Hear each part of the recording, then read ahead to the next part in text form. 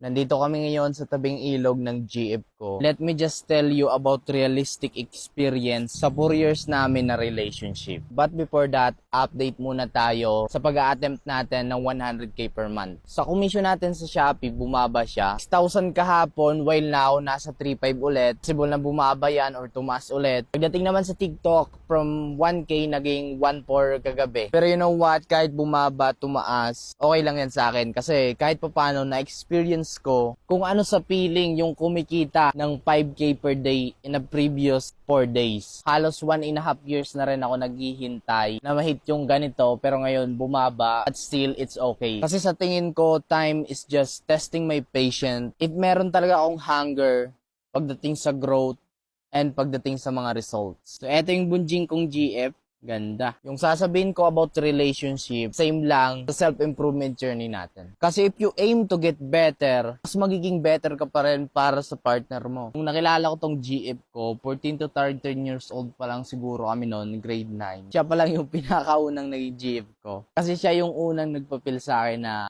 special ako.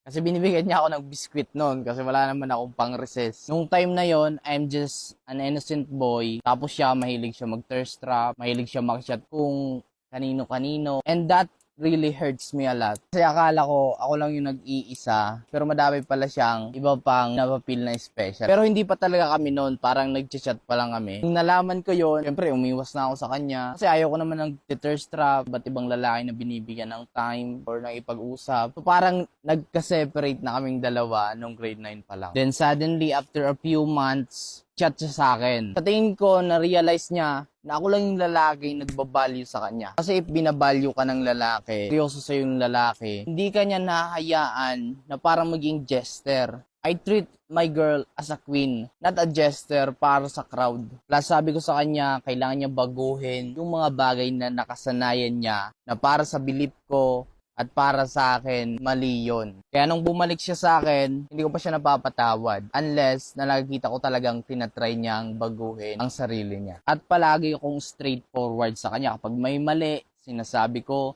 baguhin mo to. Even na masasaktan siya. Kasi sabi ko sa kanya, I would rather hurt you by the truth than comfort you with any lie. Mga pagkakamali niya, same lang sa self-improvement journey natin. Sometimes nakapag-procrastinate pa rin tayo. Gusto natin gawin to, minsan hindi natin nagagawa. But still, di ba, kapag gusto mong mag-improve, even at a 1%, pag-i-improve talaga at may magbabago. Malaki yung nakita kong improvement sa kanya. I've seen a lot of great things na ginagawa na niya ngayon. Hinahayaan niya na ako mag-lead. Nagtatanong na siya sa akin kung ano yung susuot niya and kung tama ba yung ginagawa niya. Plus, I made her realize the relationship is not about sweet messages, late night talks, fancy dates. Kasi for me, it's about growth, it's about change. The ups and downs, syempre being there for your partner when he or she needed you the most. Kasi kahit sino, kahit kaklase mo, pwede ang bigyan ng flowers, late night talks, fancy date. But there's only one partner na nandyan sa'yo when it feels like everything is falling apart, when it feels like walang nagsosuporta sa'yo. And that's the thing na mas nagpatibay sa relationship namin. Kasi it helps both of us to have that